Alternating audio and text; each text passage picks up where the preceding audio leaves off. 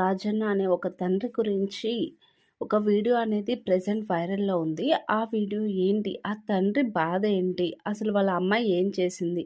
ఎందుకు వాళ్ళ తండ్రి అంతగా ఆవేదన చెందుతున్నారు అనేది ఈరోజు ఈ వీడియోలో నేను దానికి సంబంధించిన ఫ్యాక్ట్స్ అనేవి చెప్పాలి అనుకుంటున్నాను.